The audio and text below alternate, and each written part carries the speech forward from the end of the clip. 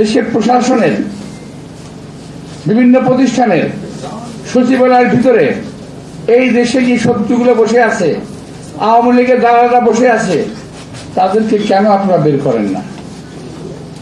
আমি যদি বলি যে তাদের কাছে আপনারা অবৈধ সুবিধা পাচ্ছেন, এই কারণে বলেন না? আমরা তো অনেক কথা বলেছি, আমরা তো অনেক কথা বলি যে এই আওয়ামী দোসর, আওয়ামী দালাল যারা পুলিশে আছে, যারা বিভিন্ন প্রতিষ্ঠানে আছে, যারা সচিবালয়ের ভিতরে আছে, যারা প্রশাসনে আছে, তাদের সবাইকে চিহ্নিত করে সাজার আওতায় আনতে হবে। কারণ তারা 17 বছর আওয়ামী লীগকে সাহায্য করেছে ক্ষমতা থাকার জন্য। এরা কেউ বিচারের বাইরে যেতে পারবে না। আর একটা কথা, ইদানিং একটা গ্রুপ চালু করছে, খুব চালু। আমি জানি নাকি ফেসবুক আপনারা দেখেন এবং কাজ করেন, তাদের বলছি যে এখানে প্রতিবাদ করবেন। তারা বলার চেষ্টা করছে কি জানেন? বিএনপি আওয়ামী লীগকে পুনর্বাসিত করার চেষ্টা করতেছে। আরে ভাই কি কমু, আমার আর ভালো লাগে না এখন এটা কইতে।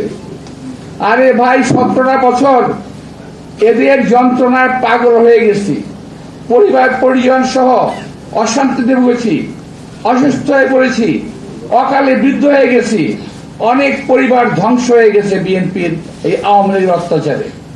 বরং আমি বলতে চাই, আওয়ামী লীগকে যারা দেশে পুনর্বাসিত করার চেষ্টা করবে তাদের বিরুদ্ধে আমাদের সংগ্রাম অব্যাহত থাকবে।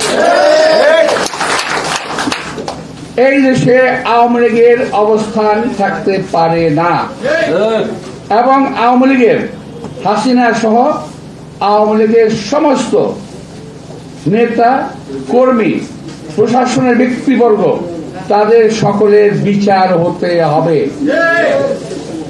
এখন কথা হলো, আমার অনেক ভাই বলেন, আমাদের অনেক সন্তানরা বলেন যে আগে বিচার করতে হবে, পরে নির্বাচন হবে।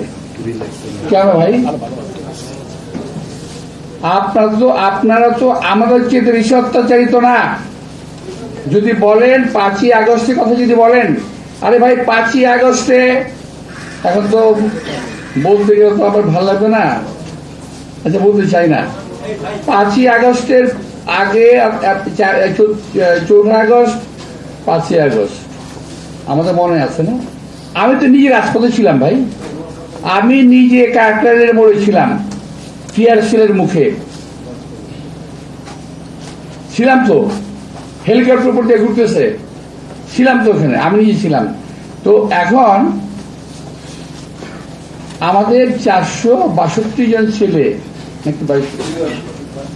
462 জন ছেলে মারা গেল, 30,000 মতো আহত হলো। আমাদের কোনো অবদান নাই।